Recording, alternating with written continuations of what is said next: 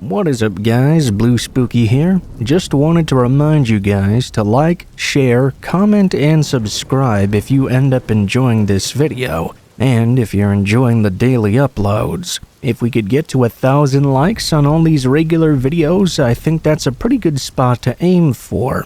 When you do these things, it really helps the channel to grow and ensure that I can keep making these videos daily for a long time to come. If you guys have any thoughts about the stories in these videos, please be sure to leave them in the comments below, as one of my favorite parts about making these videos is hearing your guys' thoughts about the stories therein.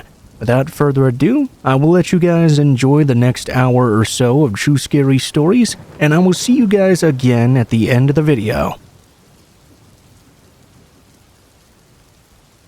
This happened one time when I was sleeping over at a friend's house. I believe I was about 10 years old or so. I had a really good friend named Jordan back then, and I would go to his house often to hang out. A few times I stayed overnight as well. He lived pretty close to me. I remember that one time when I went over to sleep over at his house. We were outside in the early afternoon. He lived in a pretty quiet neighborhood for the most part, but there were a lot of other houses nearby. Jordan's yard was fairly big. We were playing some kind of sport outside. I remember he had a neighbor directly across the street. The neighbor was a man who was somewhat thin and had kind of blonde, messy hair. I remember that when we were outside, this guy was just kind of standing around in his front yard, looking in our direction. Jordan told me the man always seemed very odd to him. I didn't really ask why or anything. At least, I don't remember doing that. I remember that the guy almost appeared to be watching us in a way, which was obviously quite strange. We moved into the backyard after that, because he was really creeping us out. It seemed like that sort of behavior was kind of normal for this guy. Eventually, we went back inside altogether. We were probably playing video games for the rest of the time. I just remember that when we went to bed, I was sleeping on the floor in my sleeping bag. I fell asleep rather quickly, but I was awoken sometime in the night. I remember instantly jolting wide awake when I woke up. I just started looking around, feeling somewhat alarmed. Everything was dark and completely silent. The only sound was the sound of the highway getting an occasional vehicle off in the distance. I'm not exactly sure what time it was. Probably somewhere around 1 o'clock in the morning if I had to guess. I listened in a little closer and began to make out the sounds of somebody shuffling around inside the house. There were footsteps somewhere on the first floor.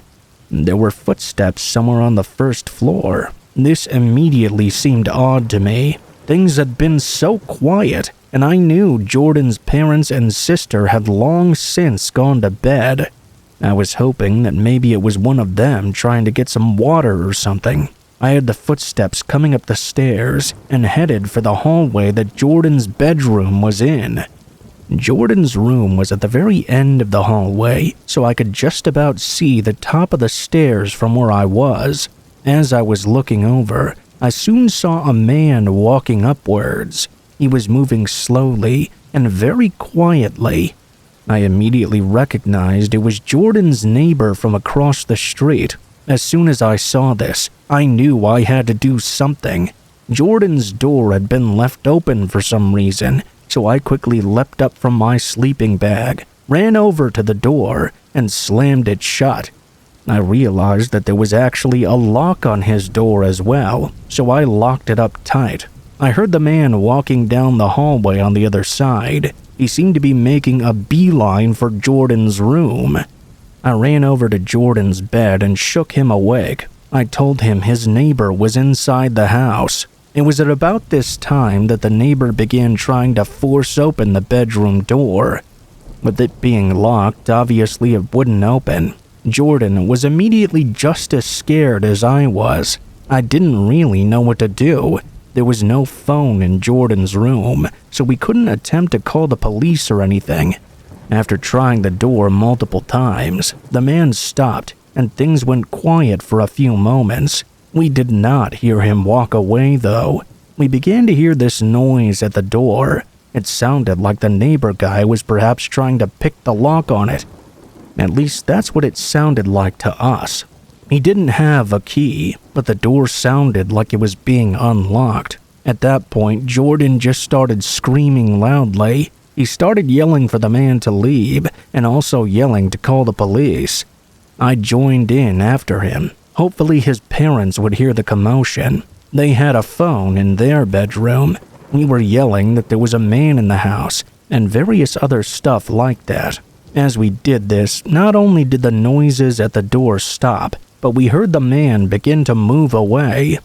Shortly after, we heard Jordan's parents get up and a door to the house open and close. Jordan's parents came to his room and asked us what was going on. When we told them, they of course called the police. The man had already left though and was back at his house when the police arrived. We talked with the police for a while and let them know everything that happened. The next day, I got picked up by my mom.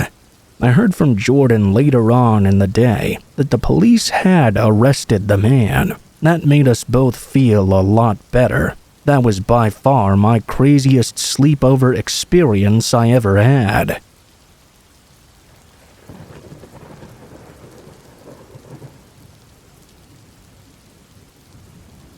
This isn't my own personal experience, but something that happened to a close friend of mine when she was living in Suganami in Tokyo. She lived in a building that was about 30 to 40 years old. The rent was quite cheap for Tokyo, so she didn't really mind the age of the building. I'll switch the narrative to first person at this stage, as I believe it will flow a little more smoothly. I was living in Tokyo alone when this happened. I didn't really ever interact with my neighbors in my new place. I don't know if it was due to the vast age gap between us or what. I was 25 and they were at least double my age. I didn't mind not speaking to them much though. I liked to keep to myself. I always tried to be polite though. I would always smile and nod at whoever I passed by in the communal hallway. I realized about 6 weeks into my life in that building that I had never met my direct neighbors, though. I had no idea what they looked like. That all changed one afternoon. I had just come home from a bout of grocery shopping, and a man was passing down the hall toward me. The guy stopped in the middle of it and fixated on me with this kind of annoyed look. He then said, "Do you want to stop scratching the walls at night? It's pretty hard to sleep with all that noise." I literally didn't know what he was talking about. I replied to him with something along the lines of, "What do you mean? I'm not doing anything like that. I sleep right through the night." My neighbor shook his head quickly and said, "The next time you do that, I'm calling the landlord." He then went into his apartment and shut the door. I stood there baffled for a few moments, with my bags of groceries in tow. Then I headed into my place. Of course I wasn't making any kind of scratching noise in the middle of the night. Why would anyone do that? I could already tell I wouldn't exactly be becoming best friends with this particular neighbor. The following night I came home from work late. I was absolutely exhausted and laid down on my bed. Before I knew it, I was asleep, fully clothed. I fell into a deep sleep, but I was suddenly awoken by something. I heard a loud banging against the wall. I immediately thought about the interaction I'd had with my neighbor. Was he actually crazy? I hadn't been making a single sound. I was incredibly irritated by being woken up. I did my best to ignore the banging and my neighbor. I rolled over to my side trying to get back to sleep, but after a few moments, I began to hear this soft and present scratching noise. I guess the neighbor was right about something. There was a scratching sound, but it was not me who had been making it. Apparently it had been happening while I was asleep. I guessed it could have been a mouse, or maybe even a rat of some sort.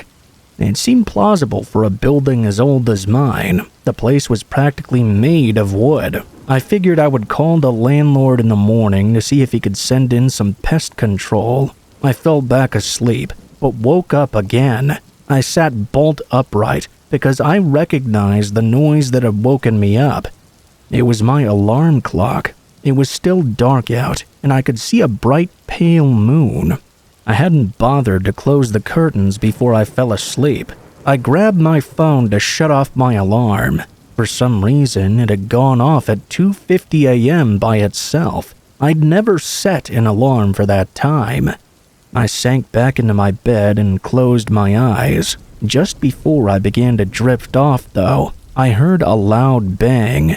This time it wasn't from the neighbor. It was my bathroom door that had just slammed itself shut.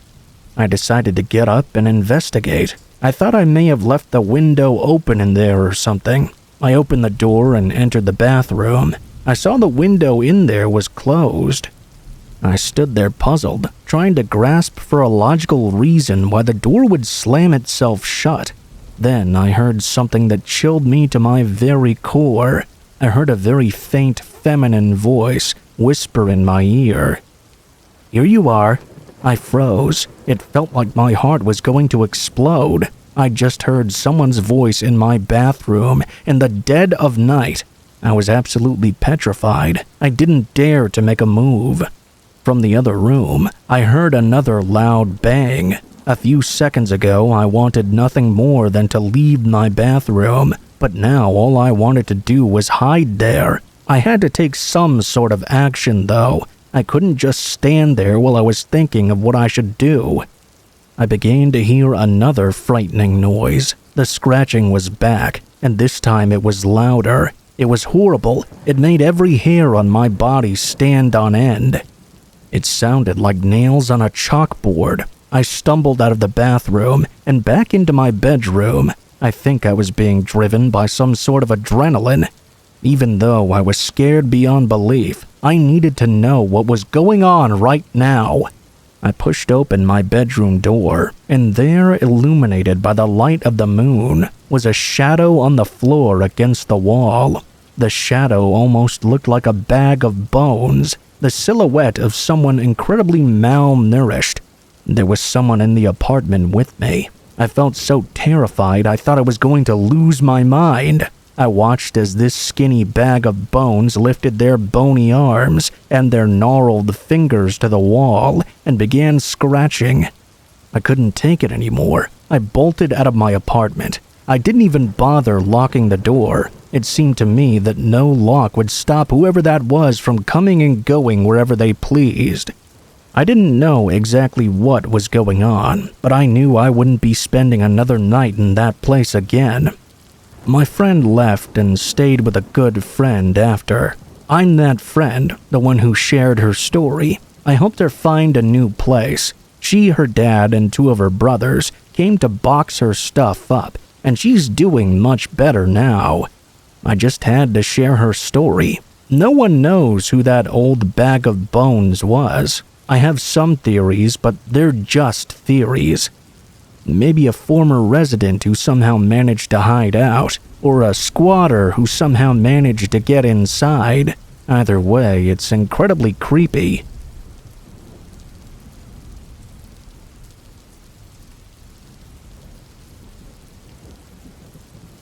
This happened back when I was a kid.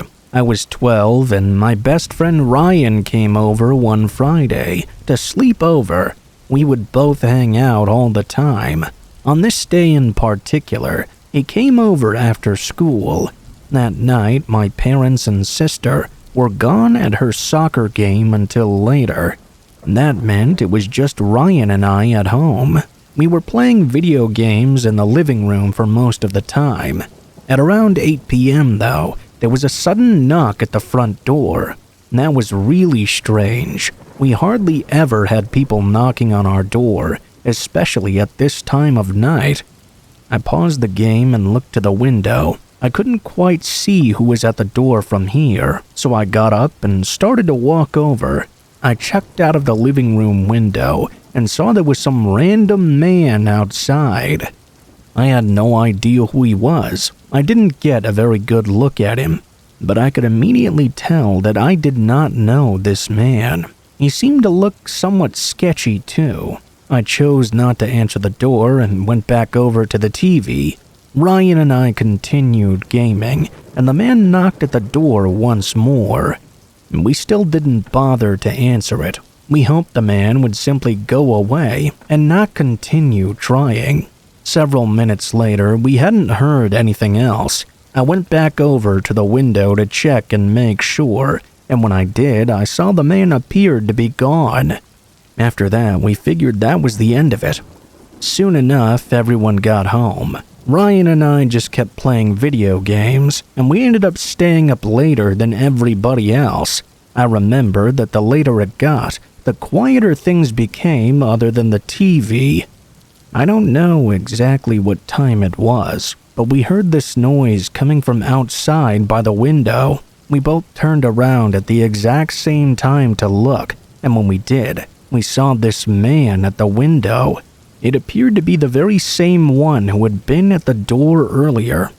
When we saw this, we both sprinted out of the living room. We ran to my bedroom. Literally right after getting inside, we heard the sound of glass breaking coming from the living room area. It sounded like the man had broken in. We locked the bedroom door, and luckily I did have a phone in there. We immediately called the police. I could hear the man inside for just a moment, but things got very quiet. He didn't seem to go anywhere near the hallway where the bedrooms were. I couldn't hear him moving around at all. The police were very quick to arrive and got there only about 3 minutes later. The next thing I knew, they were inside of the house. My parents and sister got up from the commotion. When Ryan and I came out of my room, there were multiple police in the house speaking with my parents. I found out the man had been sneaking around inside and was arrested. He was located hiding behind the living room couch. It was a crazy night for sure, but after that, things were fine. Of course, we had to get the living room window replaced. I'm not really sure what exactly the man was after, or why he chose to break into our house in particular. I really can't believe that he broke in at all. I'm glad that Ryan and I were able to get to my room in time and call the police when we did.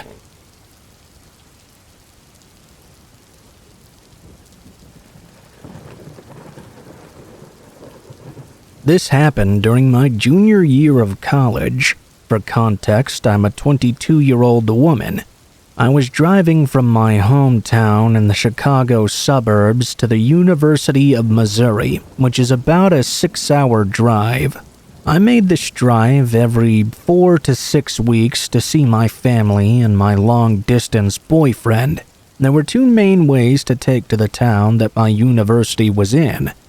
Stay on the interstate system throughout central Illinois and St. Louis, or branch out on back roads after Springfield until picking the interstate back up about 30 minutes from my college.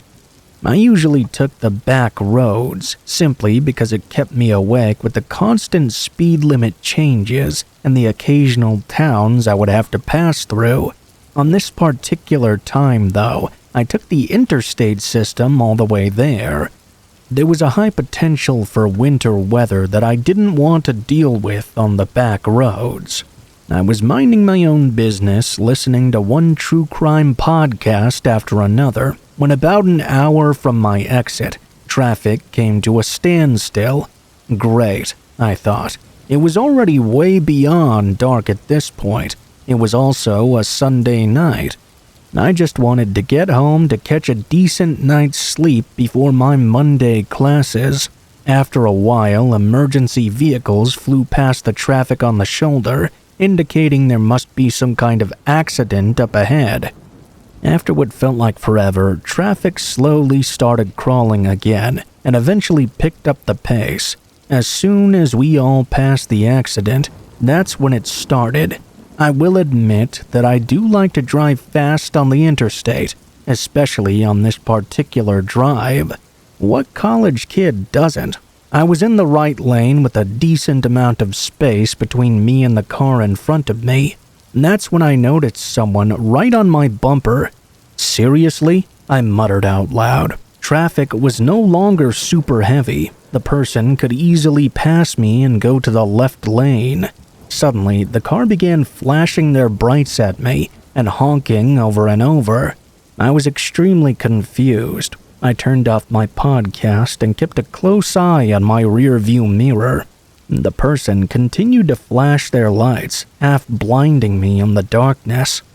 I swore and floored it to the left lane. I maneuvered around a few cars, attempting to get away from whatever issue this person had, except they followed my every move.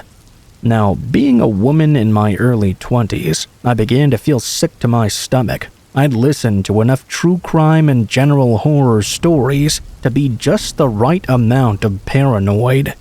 I'd read on social media recently about girls from my school encountering sex traffickers in my town and along the interstate that runs through it. One of the town's papers even ran a series of stories regarding multiple human trafficking rings around this interstate used for capturing victims. It basically runs the length of the entire country.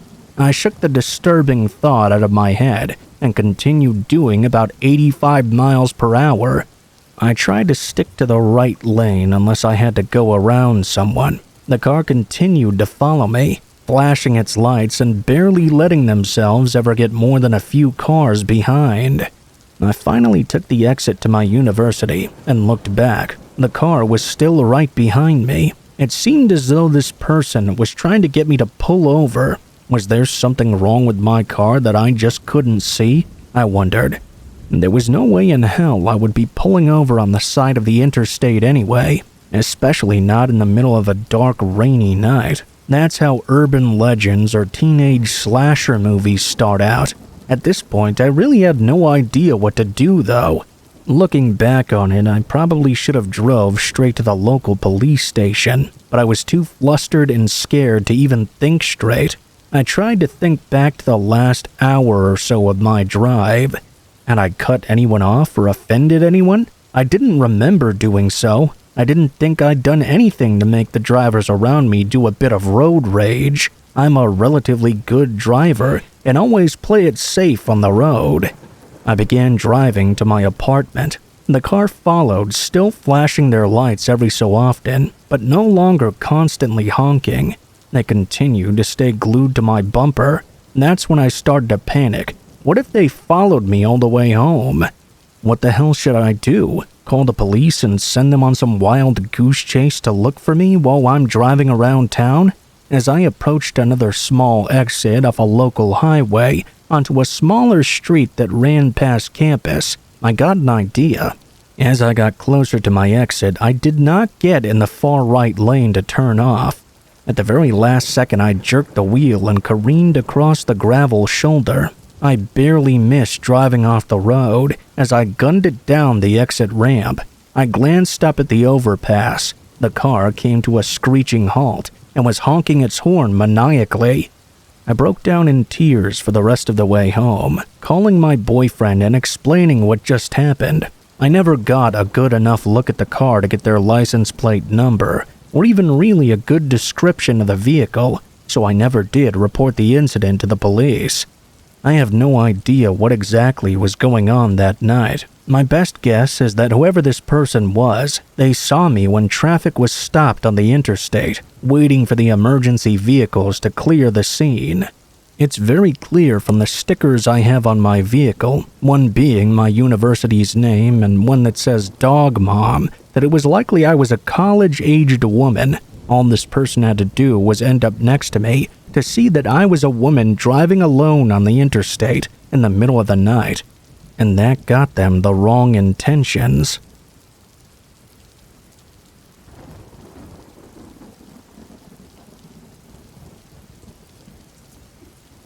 This took place back when I was a kid. I believe I was 10 years old or so.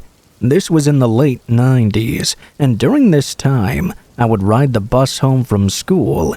It would drop me off at the corner not far away from my home, and then I would walk a short distance on the sidewalk and go inside. We lived in a pretty standard neighborhood in the suburbs. When I would arrive back home from school, both of my parents would usually still be away at work. I had been trusted to be home by myself ever since I was 9 years old, and I really didn't mind it too much. In the afternoons, I would usually be by myself for about 2 or 3 hours or so. I would usually just hang around the house and do my homework or watch TV. One time I got home from school, and like always, I was by myself.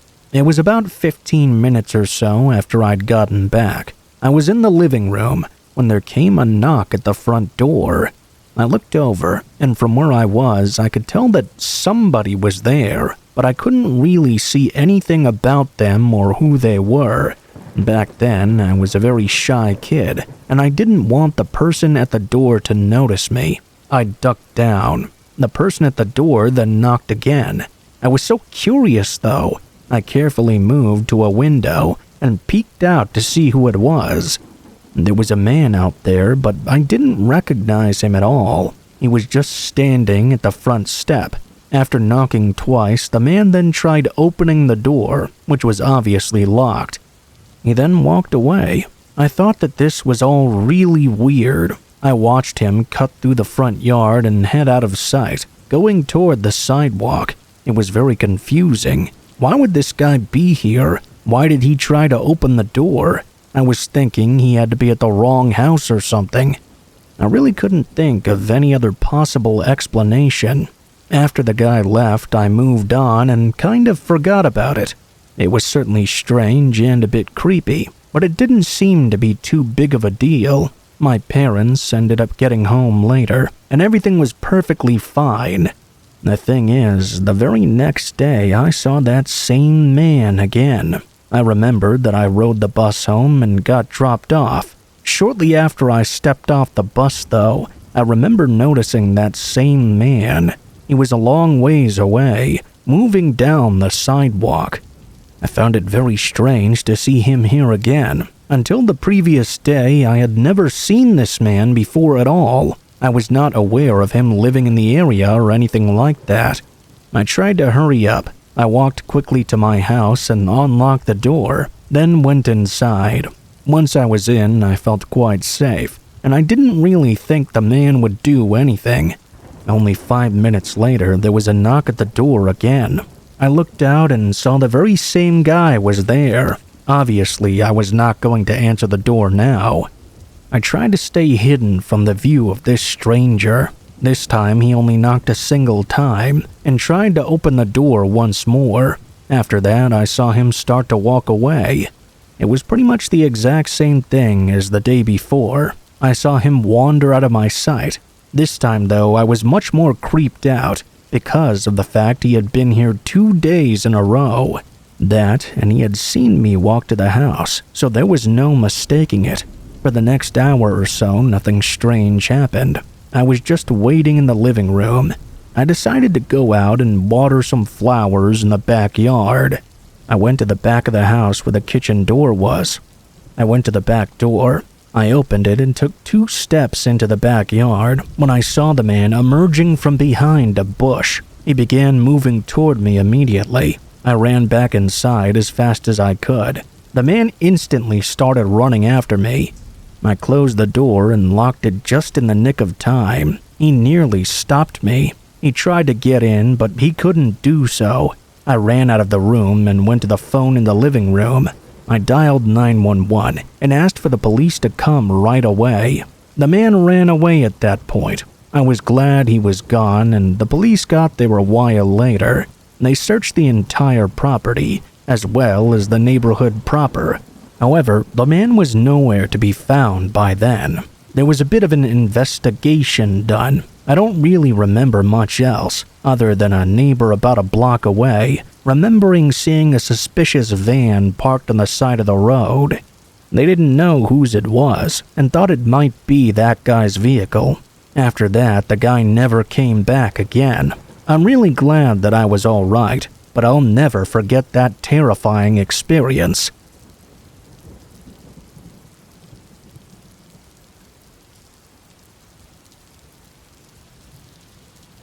I grew up in a decent-sized town that was about 45 minutes to an hour away from the second biggest city in the state. It was known for its 3 rivers and many bridges. I'm the youngest of 3 boys. My mother was the general manager at my grandfather's golf course, and my father was a lieutenant for the state police. At the time, we were not exactly well off, but we were far from poor either.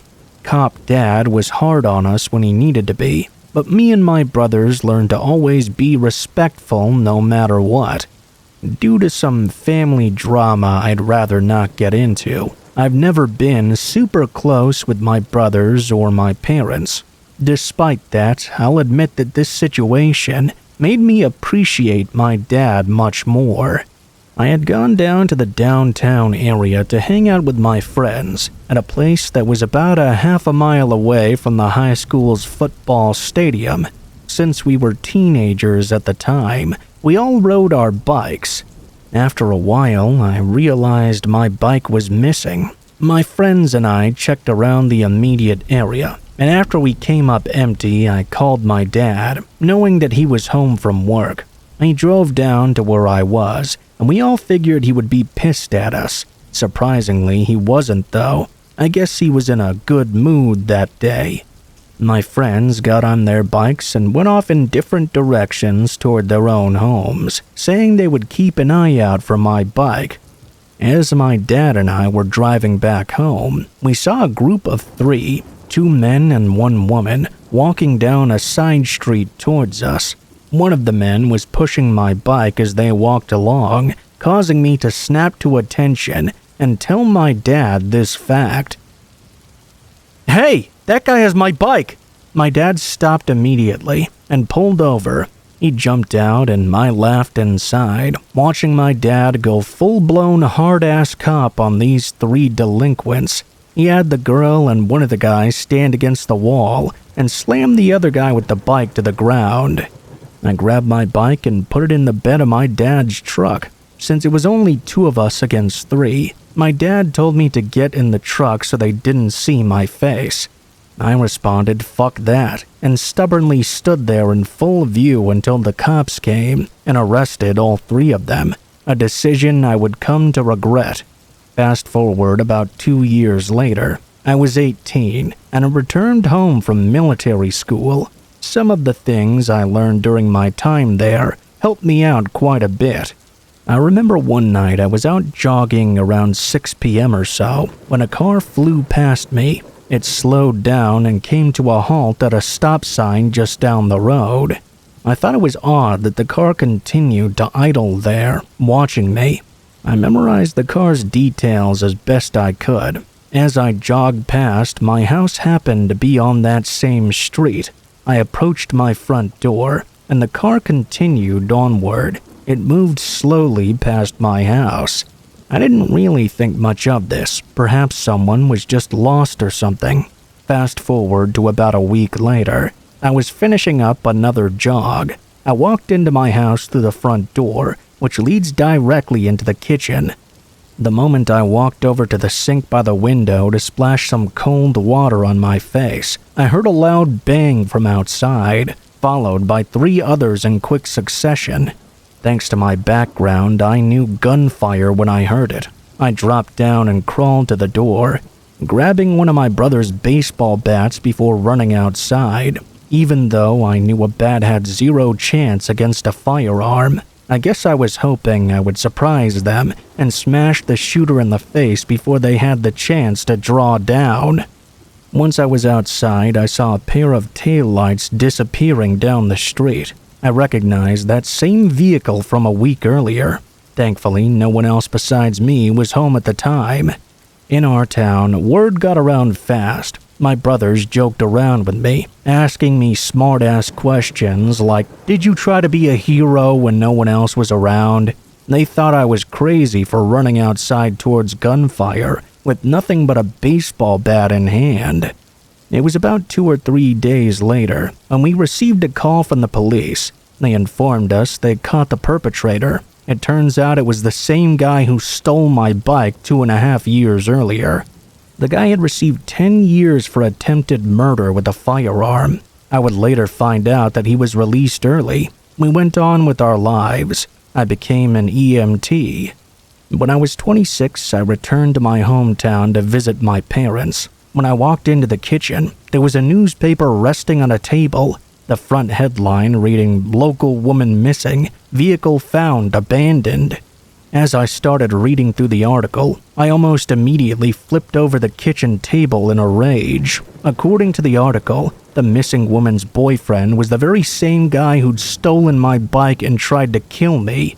He wasn't arrested or charged with any crime connected to the missing woman. From that day on, I always made sure to carry a pistol on me, except when I was on the job. I distanced myself from my family for a time, until I worked through some bouts of paranoia. As they say, life goes on. I still work as an EMT to this day, and the guy who shot at my house is currently in prison on charges unrelated to the missing woman. She was found dead sometime later.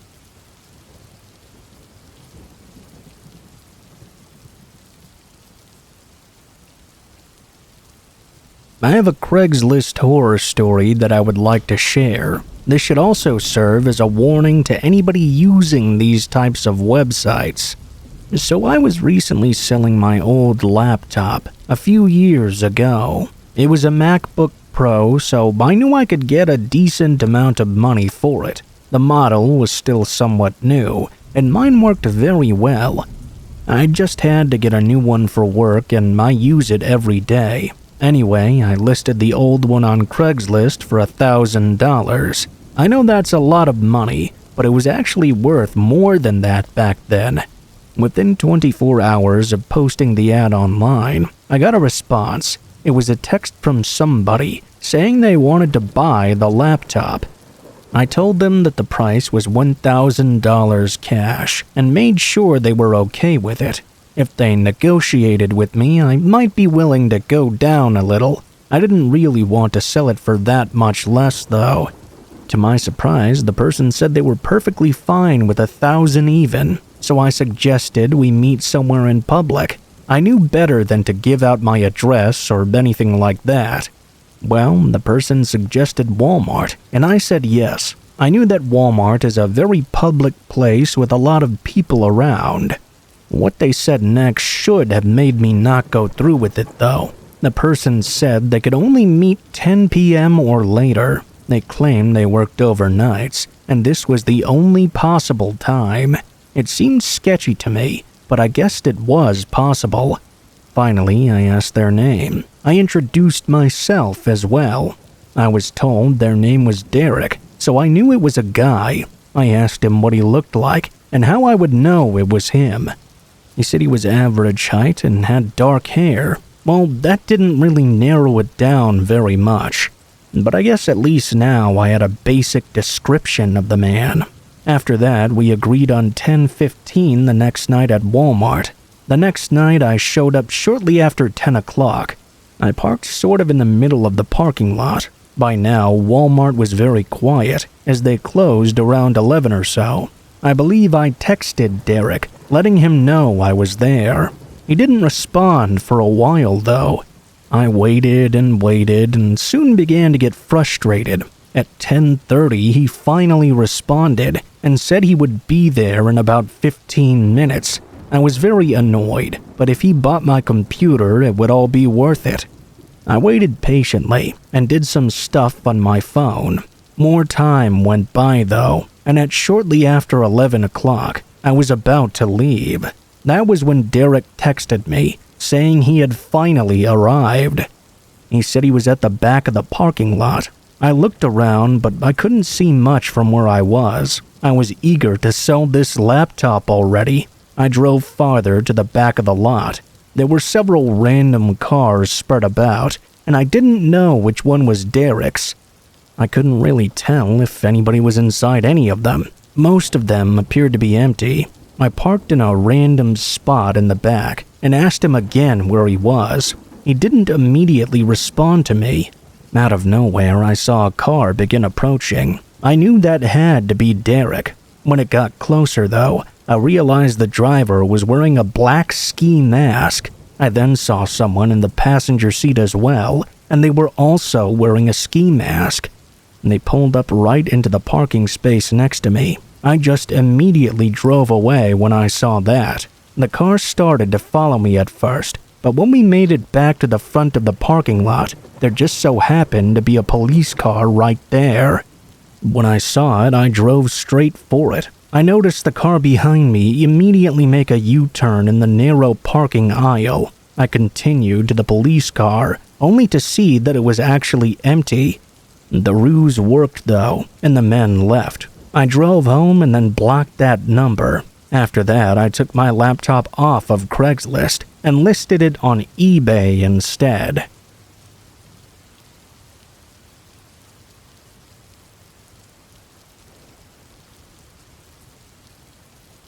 This happened on Halloween night a few years ago. It was a chilling 60 degrees out that night, but it was nice enough to have the windows cracked while cruising down the road. Me and my girlfriend, who's now my wife by the way, wanted to do something scary to get ourselves into the Halloween spirit. After doing some research online, we discovered an abandoned Girl Scouts camp on the outskirts of town. It closed down due to a fire that resulted in the death of a young girl back in 1975. Supposedly, her spirit could be seen wandering through the nearby forest after midnight. At around 11:30 or so, we packed up and headed out. I knew that homeless people sometimes like to camp in the cement structures to get out of the weather, so I made sure to bring my metal baseball bat. There were 8 of us in total. Myself, my girlfriend, and 6 of our friends. We drove 3 separate cars there. On the way there, I noticed a white cargo van parked under a bridge next to a lake, but I didn't really think anything of it at the time. We eventually turned down the secluded road that led to the forest trail. We parked, exited our vehicles, and pulled out our flashlights. We then headed down the path toward the old ruined building. After 30 to 45 minutes of messing around and pretending to scare each other in the dark, we suddenly heard the crunching of leaves.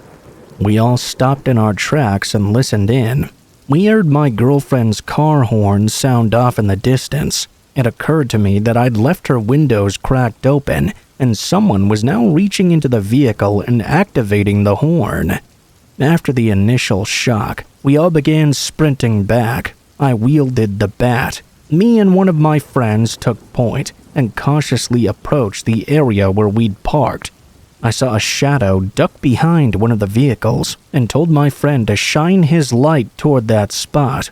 We approached the car but didn't see anything. We quickly checked the rest of the area, but still nothing. We then heard the sound of tires skidding to a halt and saw the white van blocking the only exit. 2 of my friends sprinted to their car as a man stepped out and began approaching us. Something felt off about him. I noticed that his right hand was buried into his jacket pocket. "Do any of you have a lighter?" the man asked, his hand never leaving his pocket. I suddenly felt vulnerable. Alarm bells were going off in my head. What good would this bat do if this guy had a gun? We slowly backed away to the car, quickly locking ourselves inside. "Why are you leaving? We're not cops." The pale moonlight illuminated the man's sickly smile as he stood there between the cars. "Which one of you fuckers has a light?" Just then, my friend started up his vehicle, causing the man to look in his direction. I took this as my cue to fire up my girlfriend's car. We hauled ass out of there. It turns out there was just enough room for our vehicles to make it past the van. We sped down that country road as fast as we could and made it back to my place in record time. I have no idea what that man had planned for us or what he had in his pocket, but that couldn't have been good. If you're going to have an adventure on Halloween night, just remember to be careful and pay close attention to your surroundings, especially when you're doing something potentially dangerous. You may just get more than you bargained for.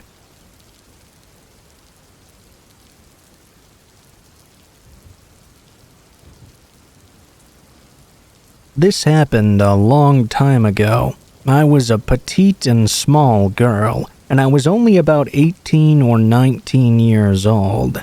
I worked at a junior food store in Kentucky. There were a couple of incidents that happened to me in the short time I worked there. I have several other stories than this one, but those are ones for another time. The store was somewhat isolated, and I was left all alone for most of my shifts there. My manager, who happened to be married, and another employee that happened to be my manager's best friend, would often leave to meet up with their boyfriends. Some of my duties consisted of sweeping the parking lot and measuring the gas after closing at midnight. I hated doing this by myself. There weren't any other businesses open anywhere close to me. This was back in 1984, by the way, so of course there were no cell phones either. I was very naive at the time. One night I received a phone call from a man asking if we had any Playboy magazines. I informed him that yes, we did. Playboy and a few others as well. He asked me who was the centerfold in the Playboy. The phone I was using was a cordless phone at the time, so I politely asked him to wait a minute. I looked in the magazine and told him the name of the model. He then asked me if her pussy looked juicy. I froze and hung up on him. Thank goodness he didn't call me back. I felt like an idiot for even bothering to entertain him. The second incident was a lot scarier than the previous one, though. When I was hired, I had been instructed to call the police if anyone stayed out in the parking lot for more than 15 minutes. There weren't many people that came into the store after dark, and that night that I got scared for my life, it was no different. I had completed my duties at the time and was just waiting until I could close the doors and go home. That was when a man pulled up right in front of the door in a light-colored car. I've never been able to distinguish the make and model of vehicles. I waited for the man to come in, happy that someone would break the silence of my shift. I could see him as I stood by the cash register. The man was leaning over, looking at himself in the rearview mirror. He was continuously wiping his face with his hands. I couldn't see anything on him from where I was standing, but I immediately got a bad feeling about this strange behavior. When he pulled up, I glanced at the clock. As the time crept by, I watched him frantically wipe his face over and over. I waited 15 minutes and then called 911. I told the dispatcher about the situation. In no time at all, 2 police cars pulled up and confronted the man. I watched them handcuff him, but didn't see anything else due to the fact another customer came to buy some gas. It seemed like forever before one of the officers came in to thank me for calling them and to ask if I was okay. What he told me next made a shiver run through me, and my blood ran cold. The officer informed me that the man had been covered in blood and was trying to wipe the blood off of his face. There was a large knife with the handle broken off that was also covered in blood as well. The man appeared intoxicated, and since his car was running, they arrested him for DUI until they could investigate further. The officer added that they'd contacted his family, and everyone there appeared to be okay. He added that they didn't know whose blood it was, but they would continue to investigate to see if they could find someone he had apparently hurt or killed. Unfortunately, I never heard anything further in regards to the case. I realized that something bad could have happened to me that night, and I quit shortly afterward.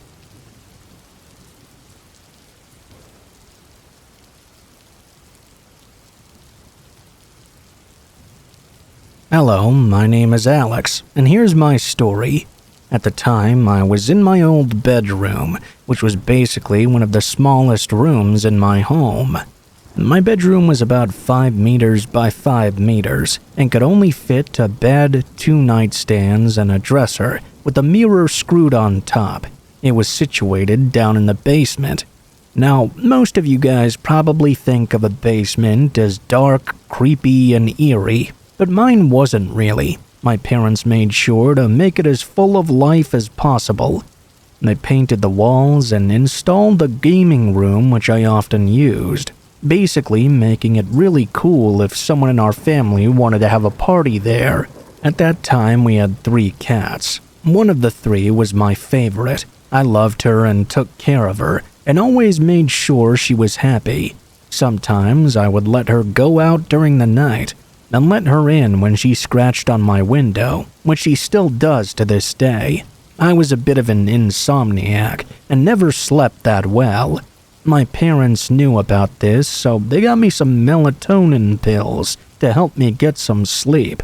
My window was at the top of my bedroom's wall, which meant that my cat didn't need to hop on any type of ledge or border to scratch with her paws on it from the outside, letting me know that she wanted in.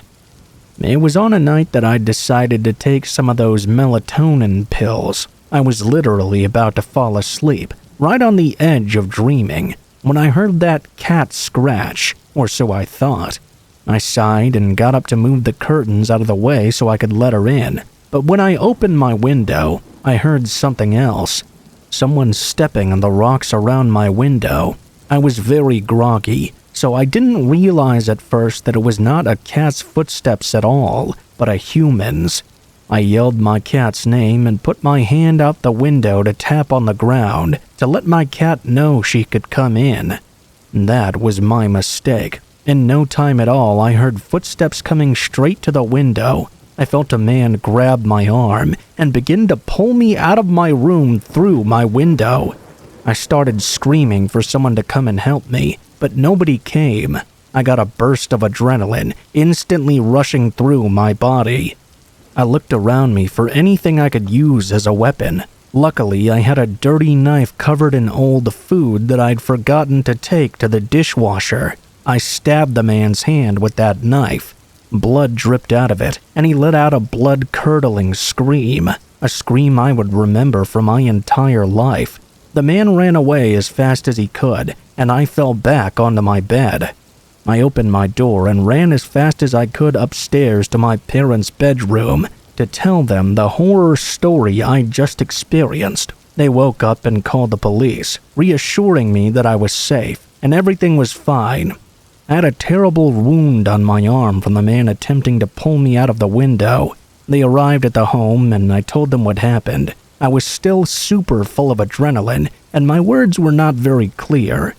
With the man's blood that was on the knife, though, they managed to test it and get his name and where he lived. They followed up and told us he'd been arrested for attempted kidnapping and that the man had been charged with many similar crimes before. I'm still traumatized to this day.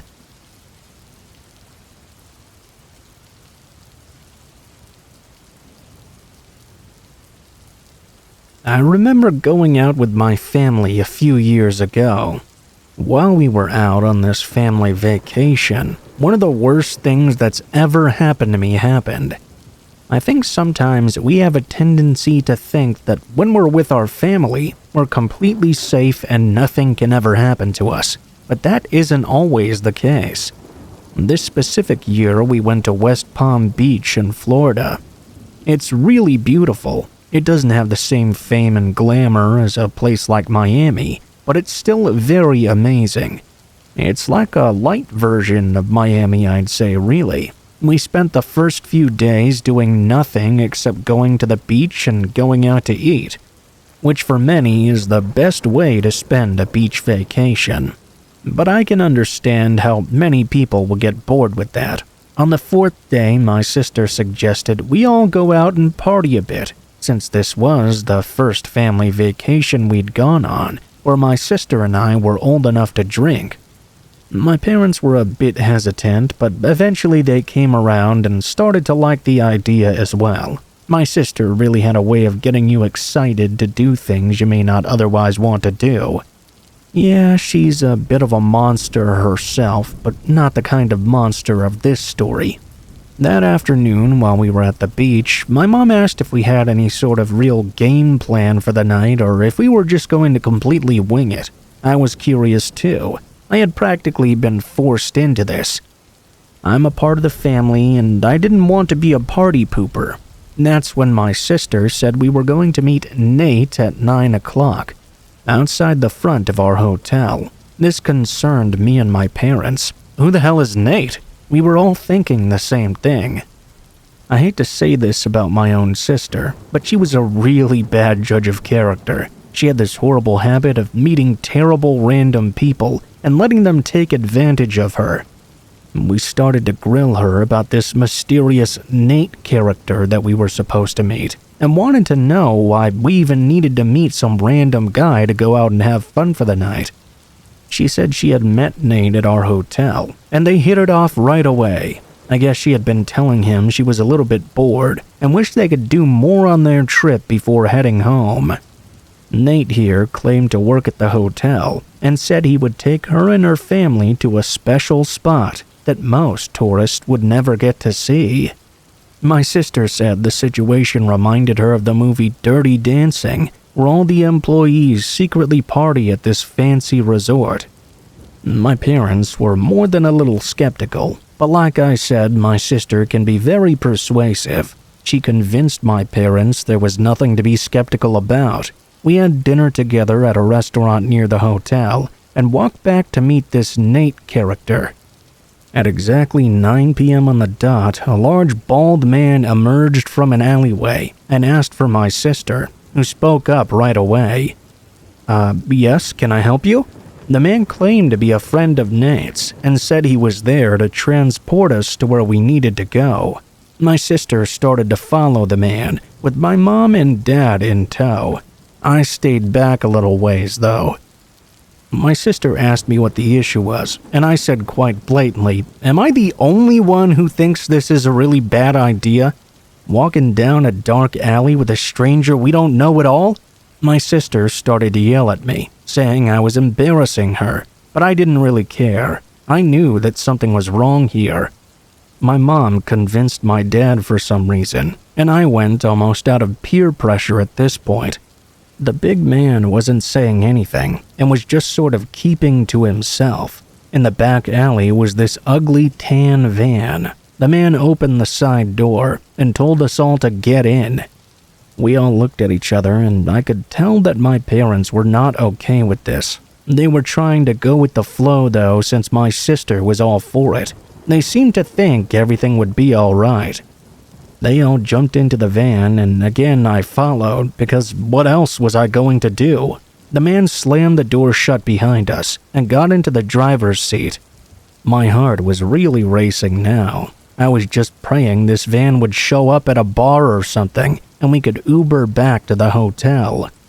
The whole time I was trying to talk to the man, asking questions. "Where's Nate? Where are we going?" The man didn't answer. When I asked about Nate further, he just said he didn't know, and we'd see him soon. I could finally see my sister starting to get nervous. She was trying to get the big man to talk about Nate as well, since he was the reason we'd been sucked into this whole adventure. The man would not give any further information. It was about a 10-minute drive when the van pulled over to some warehouse in the middle of nowhere. It was pitch black, and we didn't recognize anything around us. It was a run-down, industrial-looking area. The big guy opened the door and yelled at us to get out of the van right now. We listened, but continued to ask what was going on. He kept telling us to shut up. Here we were in our vacation outfits at this abandoned industrial area, with this large man being quite hostile to us. The big guy told us to move toward the warehouse, and we complied out of fear. My sister and mom started to cry, and the man just kept yelling at us to shut up. The man started to get in our faces. He yelled to put our phones in the bag. He pulled out a white pillowcase, and we all dropped our phones into it. We continued to move forward, and when we got inside, my sister yelled out, "Nate!" There was a fairly handsome man, tan with blonde hair and blue eyes. He ran over and told her to shut the fuck up. He then told us that if we made any moves, we would regret it. The night had just gone from bad to worse, to very, very bad. In just a matter of minutes, he told us to wait there and not make a single sound, which we all did. I just remember trying so hard not to freak out. The big man and Nate were about 10 to 15 feet away from us. They were talking to each other about something. The big guy had the bag of phones in his hands. Nate was talking to someone on his cell phone. He looked frustrated and angry and kept yelling the word no over and over again. Both of them left the area of the warehouse where we were now being held hostage. We heard the loud echoes of doors slamming. We weren't sure if they'd left or let somebody else in. We waited for about 10 minutes and realized they weren't coming back. My dad led us quietly to the door we came in, and we noticed the van was gone. We got outside and made a run for it. The area was horrible, and even though this big guy and Nate weren't around anymore, it wasn't exactly a safe place to be. Eventually, we came across a gas station and ran inside. We told the woman at the counter everything, and she called the police for us. They came quite quickly, and we reported the incident. Those men obviously didn't work at the hotel. They didn't even have one employee there named Nate.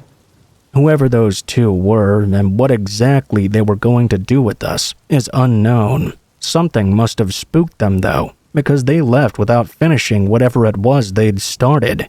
They did find our phones, but not until days later. They found the pillowcase in a dumpster, with the phones all smashed inside. Honestly, I'm not sure if they ever caught those two. We went back home after that night, and we haven't returned to West Palm Beach since. Needless to say, we also decided to never take my sister's advice again.